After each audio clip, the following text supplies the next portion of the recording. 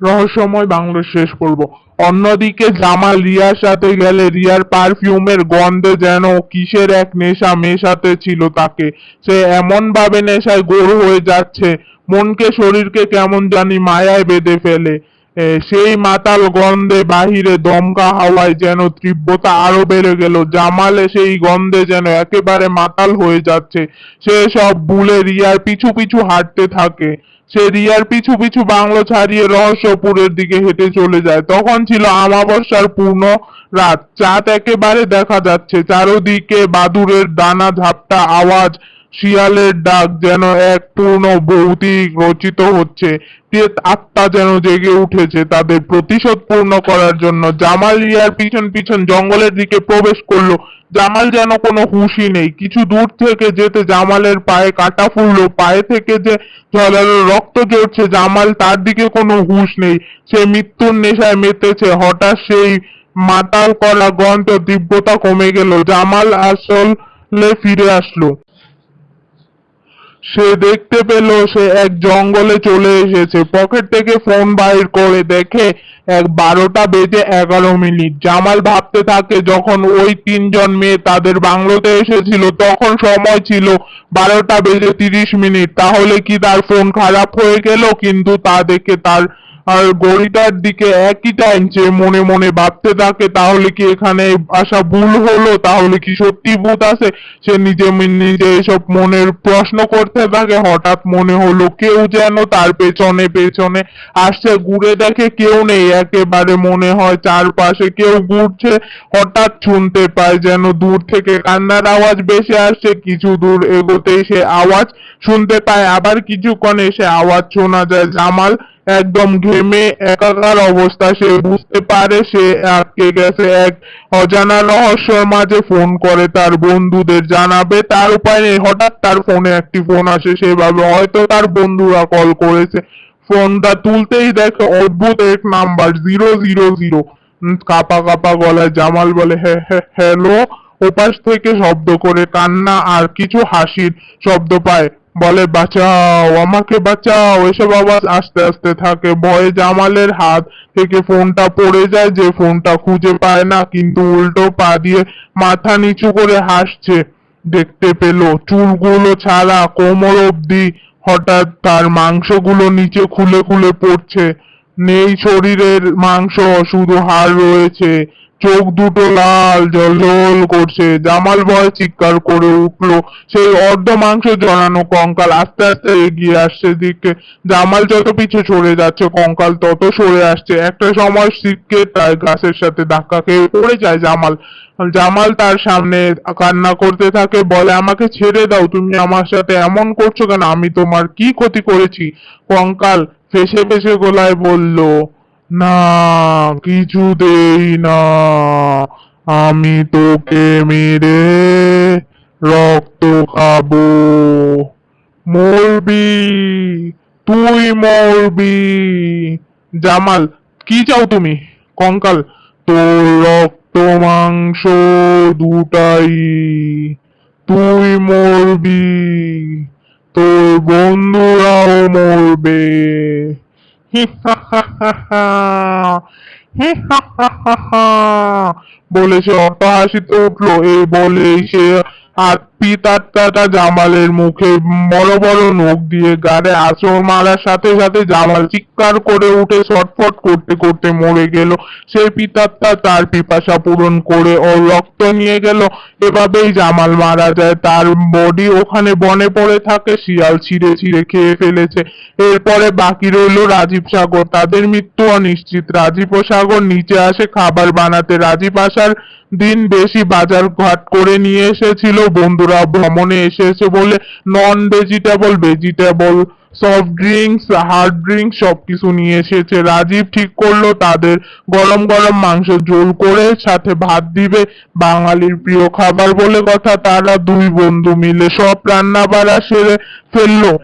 তারা দুই বন্ধু মিলে সব রান্না শেষ করে সাদিয়া আর রূপসীকে ডাক দিল খাবারের জন্য। ওরা সঙ্গে সঙ্গে নিচে নেমে এলো খাবারের জন্য। ওরা দুইজনের জন্য টেবিলে বসে পড়লো। রাজীব তাদের জিজ্ঞেস করলো, আপনাদের আরেক বান্ধবী কোথায়? তাকে তো দেখছি না। রূপসী ও খাবার খেয়ে নিয়েছে, বেশ কয়েকদিন পেট ভরা থাকবে। এ কথায় রাজীব যেন সাগরকে দেখে অবাক হয় আর বলে। এরপরে রূপসী কথা শেষ করা মাত্রই তারা খাওয়া শুরু করলে। রাজীব, আপনারা বসেন, আমরা খেতে দিচ্ছি। সাদিয়া, না, আমরা নিয়ে খাবো। এই বলে তারা দুজনে মাংসর পাতিলা নিয়ে ভাগ করলো এবং ভাত নিল না, তারা খেতে থাকলো। রূপসী, না, আমরা ভাত খাই না। সাগর, ও রুটি না অন্য কিছু করে বলতেন, আমরা তাই করতাম। রূপসী, আমরা শুধু মাংস খাই। রাজীব এর সমুদ্র বিসর্জন নিয়ে দুইজনের মুখের দিকে তাকালো। সাধারণ মানুষ এত অদ্ভুত আচরণ করে তারা আগে কখনো দেখেনি। যখন কারো বিষণ্ণ খোলস বাহিরে ঝোলালে তাকিয়ে থাকে, তাদের চোখ ছানা বড়া হয়ে গেল। তারা দেখলো রূপসী আর সাদিয়া কি অদ্ভুত ভাবে মাংসগুলো খাচ্ছে, যেন বহু বছর না খেয়েছিল। আজ অনেকদিন পর খেতে পেয়ে যেন নিজেকে ধরে রাখতে পারছে না। তাদের খাবার ভঙ্গি খুব হিংস্র বন্য পশুদের মতো ছিল। তারা মুহূর্তের মধ্যে সব মাংস খেয়ে ফেললো এবং বলল, আরো কোথায়? রাজীব আর সাগর উত্তর দেবে তারা নিজেরাই ঠিক করতে পারছে না। রাজীব যেন কিছু বলার জন্য মুখ খুলতে যাচ্ছিল, সেই সময় সাদিয়া তার মাথা লম্বা করে ফ্রিজের দরজা খুলে কাঁচা মাংস বের করে আনলো। সেই মাংস দুজন ভাগ করে খেয়ে নিল। এ দৃশ্য দেখে রাজীব বলতে লাগলো সাগরকে। আস্তে আস্তে দরজার পিছনে লুকিয়ে পড়লো। ওখান থেকে তারা সব দেখতে পারলো। ওদের যেন ওই মাংসতেও পেট ভরলো না। এবার তারা যেন হিংস্র হয়ে উঠলো। এই বাংলোতে একটা কালো বিড়াল মাঝে মাঝে ঘোরাঘুরি করতো, বিড়ালটাকেও ছিঁড়ে খেয়ে ফেললো। রাজীব আর সাগর দরজার পিছনে দৃশ্যতে পুরো অবাক। এ কাণ্ড, এ কি আদৌ সম্ভব? তারা যত জিনিস দেখছে তাদের চোখকে বিশ্বাস করাতে পারছে না। এবার তাদের ভয় হতে লাগলো। তারা ভাবতে লাগলো সত্যি ভূতের খপ্পরে পড়েছে। রাকিব কাঁদো কাঁদো হয়ে বলল, আমার মনে হচ্ছে আমাদেরকেও বিড়ালটির মতো খেয়ে ফেলবে। সাগর বলে, আপনাদেরই তো ভুল হয়েছে এত রাতে এরকম অচেনা কাউকে ঢুকতে দেওয়া। সাগর, আমার মতো থেকেও কোনো ভুল হয়নি এখানে আসলাম কেন? রাজীব, পলাশই ভালো করেছে। রাজীব বলল, আমি কি জানি, আমি কি বাধ্য করেছিলাম আপনাদেরকে আসতে? এসব বলে তারা নিজেদের মধ্যে ঝগড়া করতে থাকে। তখন সাগর বলে, ঠান্ডা মাথায় আমাদের ভাবতে হবে, এগুলো নিয়ে ঝগড়া করলে হবে না। হ্যাঁ, একদম ঠিক বলেছেন, কিন্তু আগে চল আমরা জামালকে ডেকে আনি। হ্যাঁ চল, হয়তো ছাদে আছে। রাজীব ছাদে গিয়ে জামালকে খুঁজতে পেল না। জামালের জন্য চিন্তা হলো। তখন রাজীব বলল, জানিস মা ঠিকই বলেছে, মায়ের কথা না শুনে আসলাম। বুঝলাম বড়রা যা বলে ভালোর জন্যই বলে। সাগর, এখন এসব কথা না ভেবে চল, রিস্ক নেই। তখন বলল, ছাদ থেকে পালানো যাবে না। রাজীব, না না, এই রিক্সের দরজা নেই, আগে জামালকে খুঁজে নেই, তারপর দরজা দিয়ে যাব। কিন্তু সাগর, কিন্তু জামাল কোথায়? রাজীব ডাকতে থাকলো, জামাল জামাল, এ কোথাও পাওয়া যায় না। এরপর তারা ভিতরে চলে আসে। তারপরই দরজা সজোরে বন্ধ হয়ে গেল। কিন্তু আশ্চর্য বেড়াই হলো, বাইরে কোনো হাওয়াই হচ্ছিল না, কিন্তু দরজা বন্ধ হয়ে গেল। বাইরে যাবার কোনো রাস্তা নেই। তারা ভাবে তারা ছাদ থেকে চলে গেলে হয়তো ভালো হবে, কিন্তু যেতে পারলো না। জামালও ছিল। তারা ভাবে আগে জামালকে খুঁজে বের করুক, তারপর না হয় বেরিয়ে যাবে। হঠাৎ দেখে সামনে জামাল পিছে ঘুরে তাকিয়ে আছে। সাগর বলে, দেখছো কারো সারা বাড়ি আমরা তাকে খুঁজে বেড়াচ্ছি, তুই এখানে অনিশ্চয়তে দাঁড়িয়ে আছিস। সে জামালকে পেছনে ঘুরায়। জামালের রক্ত মাখা শার্ট, মুখে আঁচড়ের দাগ, কিন্তু তার দিকে তাকিয়ে হাসছে দেখে তারা চিৎকার করে দৌড়তে থাকে।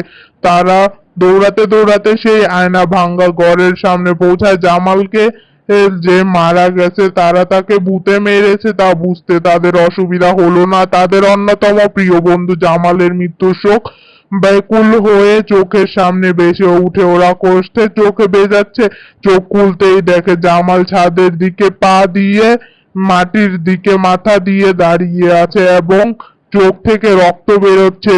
তারা ভয়ে চিৎকার করতে থাকে, বাঁচাও বাঁচাও বলে। কিছু পর জামাল ওই বিহস্ব রূপ গায়েব হয়ে যায়। তারা ঠিক করে যাকে না কিছুতেই ওর উপর থেকে কিছু সারানো যাচ্ছে না। রাজীব পকেট থেকে ফোন বের করে এবং সময় দেখে 12:11। সময় সেই একই জায়গায় থেমে আছে, কোনো পরিবর্তন হচ্ছে না। তারা ভাবে তাদের একবার নিচে থেকে যেতে হবে, দরজা দিয়ে যেতে পারে। তারা অনেক কষ্টে নিচে অবধি পৌঁছালো, কিন্তু অনেক খোঁজার পরও দরজা খুঁজে পাচ্ছিল না, দরজা যেন অদৃশ্য হয়ে আছে। তারা অনেক চিৎকার করে বলতে থাকে, বাঁচাও বাঁচাও, কিন্তু এত রাতে কয়েক মাইলের জন্য মানুষ যাওয়া যায় আশা করে না।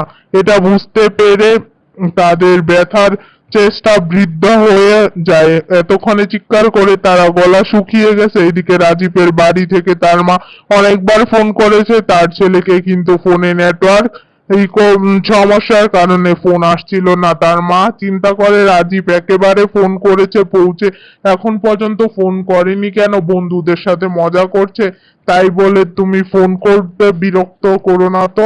রাজীবের মা, জায়গাটা যদি নর্মাল হতো এত চিন্তা করতাম না, জানোই তো সব, মায়ের মন চিন্তায় তো হবে স্বাভাবিক। বাবা ওরা ঠিক আছে, তুমি চিন্তা করো না, ঘুমিয়ে যাও, 3টা বাজে। রাজীবের মা ওর বাবার কথা মতো ঘুমিয়ে পড়ে। তারা ঠিকঠাক তারপর তাদের দিকে ফুলের টব ছুঁড়ে মারলে সেখানেই তাদের বন্ধু সজীব মারা যায় এবং তার রক্ত পিষে খেতে যাবে। তখনই রাজীব বলল, তোমরা আমাদের সাথে এমন করছো কেন? তোমরা যদি এমন করতে থাকো তাহলে কি হবে? তোমাদেরকে কে মেরেছে বলো, তাদের ঠিকানা দাও, আমি তাদেরকে খুঁজে বের করে এনে দেব। তারপর সাদিয়া বলতে থাকলো, ছেলেদের বিশ্বাস করিস না, ছেলেরা বিশ্বাসের যোগ্য না। রাজীব বলল, আমাকে একবার সুযোগ দিয়ে দেখো, তারপর তোমার বন্ধুদেরকে ফিরিয়ে দেব। বলল রূপসী। তখন তাদের সুযোগ দিলে বলে, এই অমাবস্যার রাতের মধ্যেই তাদের কাছে এনে দিতে হবে। তাদের পলাশ ও রাজীব মিলে শুভকে খোঁজার পলাশ সজীবকে কল করলে সজীব আসে, তারপর তাদেরকে সব ঘটনা খুলে বলে এবং সে রাজি হয়। বলল, আমরা অমাবস্যা অবধি সময় আছে, আমরা এর মধ্যে খুঁজে বের করব। তারপর তাদের এক পুলিশ বন্ধুকে কল দেয়, সেও বলে তাদের সাহায্য করবে। তখন ওই ফাইল নিয়ে তারা রিপোর্টটা নিয়ে ছেলের আইডি কার্ড খুঁজে বের করে এবং তারা তাদের ঠিকানা অবধি পৌঁছে যায়, কিন্তু তাদের দেখে তারা শুনতে পারে ওখানে তারা থাকে না, চলে গেছে অনেক আগেই কলকাতায়। তারপর শুনতে পারে তারা মেয়ে পাচারের ব্যবসা করে। তারা এসব তথ্য নিয়ে হোটেলে উঠে পড়ে এবং ওখানে বসে তাদের ধরা, তারপর তাদের খোঁজার জন্য ছক খুঁজে বের করে। তারা ঠিক করে ওদের একটা টোপ দেবে। পরের দিন শুভ, রাজীব আর পলা ছদ্মবেশে আব্দুরের কাছে যায় তাদের প্রস্তাব দিতে। 3জন মেয়ে আসে, 5 লাখ টাকার কন্ট্রাক্ট। তখন তারা ভালো প্রস্তাবে রাজি হয়ে গেলে কন্ট্রাক্ট পেপারে সিগনেচার করলো। কথা হলো এখানে গাড়ি আসবে, তাকে নিয়ে যাবে, ঠিকানা ঠিকঠাক। আগের দিন তারা পুলিশ ইনফরমেশন পেয়ে যাবে, কি করতে হবে এ কথাবার্তা হয়ে থাকে এবং শুভ ওদের 3জনকে নাম্বার দিয়ে আসে। শুভ হচ্ছে রাজীব ও সদীপের বন্ধু, যে পুলিশ অফিসার, আর আব্দুল হচ্ছে তাদেরই মেরে ফেলা দর্শকের মধ্যে একজন। এভাবে কয়েক সপ্তাহ কেটে গেল। দিনটা ছিল ভাদ্র মাসের অমাবস্যা। সেই দিনের আগের দিন শুভ ওদের ফোন করলে বলে কাল সকালে রেডি থাকতে, 12টায় গাড়ি পাঠাবে। তারা উঠে পড়তে শুভ রাজীবকে বলল, পুরো মিশনটাকে আমি থাকবো তাদের সাথে। রাজীব রাজি না হতে বলল, এতে অনেক রিস্ক আছে, তোর না পলাশে যাবার দরকার নেই, আমি সবটা মগ্নে নিতে পারবো। কিন্তু শুভ ও পলাশ রাজি হলো না। তারা বলল, সাগর জামাল আমাদেরও বন্ধু হয়, আমাদের প্রতিও কর্তব্য আছে, তাই ওরাও যাবে। রাজীবের বরং কথা শুনে তারা রাজীবকে আটকাতে পারলো না। শুভর কথা মতো গাড়িতে উঠে পড়লো। কলকাতা থেকে বাংলো অনেক দূরে, প্রায় 10 মাইল। তারা পথে ঘুমিয়ে পড়লো। গাড়ি যখন বাংলোর সামনে এসে থামলো তখন বাজে বিকেল 7টা। ড্রাইভার তাদের ডেকে বলল, এই নিন আপনারা চলে এসেছি, স্যার ডাকছে আপনাদের। তারাও নেমে পড়লো। শুভ বলল, আসুন আপনাদের ভিতরে আসুন। সজল বলল, উড়িষ্যা বাস, এত বড় বাংলো আপনাদের বুঝি? রাজীব বলল, আমার বাংলো এটা, আপনারা ভিতরে আসুন। ওরা ভিতরে যেতেই ওদের জন্য জলখাবারের ব্যবস্থা করে।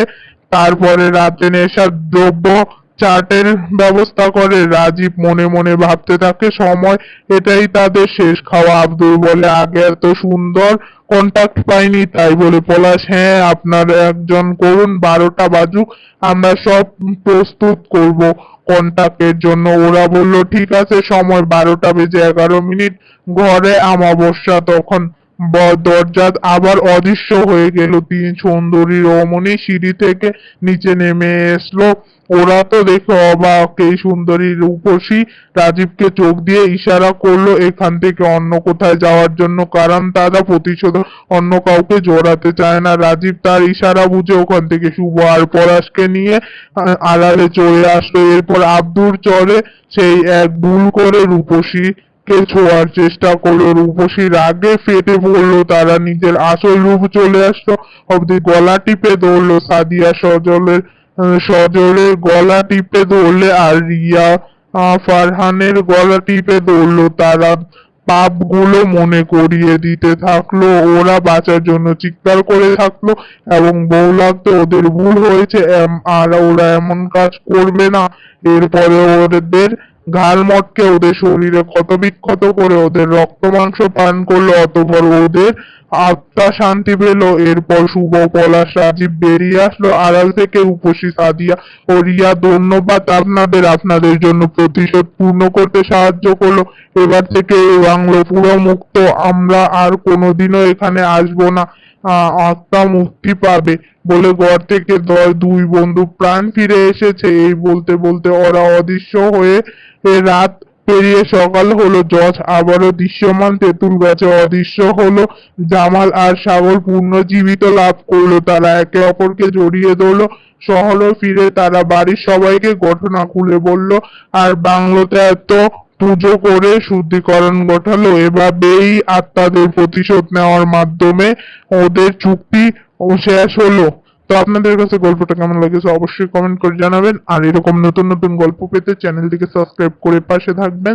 যদি আপনাদের কারো কাছে কোনো গল্প থেকে থাকে অবশ্যই এটা কমেন্টে বলে যাবেন, আমি গল্পটা আপনাদের মাঝে আবারও তুলে ধরবো।